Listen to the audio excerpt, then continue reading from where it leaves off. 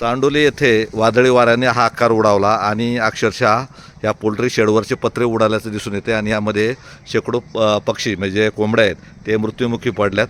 तर ह्या शेडचे मालक, काय नाव तुमचं?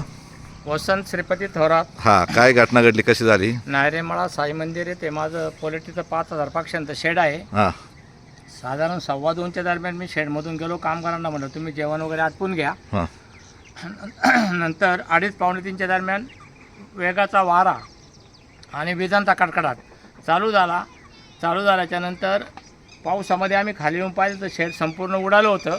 हां आणि शेड उडून कमीत कमी 500-600 पक्षी त्याच्यामध्ये मृत्युमुखी पडले होते. ते मृत्युमुखी पडलेले पक्षी इथे आहेतच पडलेले अजून. रात्री लिफ्टिंग झाल्यामुळं आमचे बाकीचे पक्षी गेले होते, कंपनीने उचलले होते, त्यामुळे आमचं मोठं आर्थिक नुकसान टळलं. किती पक्षी गेले?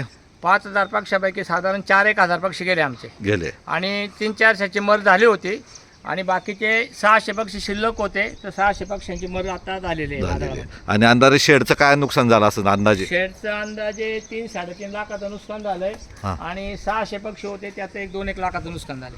पहा, म्हणजे जे वसंत शेठ थोरात आहे त्यांच्या पोल्ट्री फार्म आहे आणि साधारण 4-1,000 पक्षी गेले. साधारण 4,000 पक्ष्यांची काय किंमत झाली असती जर समजा या घटनेत सापडले असते तर? साधारणतः एक पक्षी 120 रुपये किलोनी जरी 120 रुपये किलो पकडलं तर आमच्या पक्ष्यांचं वजन 2.5 ते 2.5 किलो होतं. एक पक्षी 300 ते 350 रुपयाला जात होता. साधारण 4,000 पक्ष्यांची 12 लाख रुपयाची घटना. जर पक्षी रात्री गेले नसते तर 12 लाख रुपयाचं आमचं अधिक नुकसान झालं असतं. म्हणजे त्यांनी सांगितलं का रात्री याचं लिफ्टिंग झालं आहे, साधारण सोमवारी संध्याकाळी लिफ्टिंग झाले, 4-1,000 पक्षी गेले आणि राहिलेले समजा 1,001 पक्षी होते किंवा 700-800 पक्षी होते. काही त्यामध्ये त्यांचं 500-600 पक्ष्यांचा मृत्यू म्हणजे ते ठार झाले या वादळी वाऱ्याने आणि 300-400 पक्षी त्यांनी बाहेर टाकून दिले. परंतु या शेडचंही मोठं नुकसान झालं आहे आणि ह्या शेडमध्येच आपण आता आहे. म्हणजे इथं शेड पासून तर झाडं किंवा बाकीचे मोठ्या आपत्ती घटना घडलेल्या आहेत. एवढा वाऱ्याचा वेग होता आणि साधारण गारा होता, त्यामुळे ही घटना घडल्याचं समोर दिसतं आहे.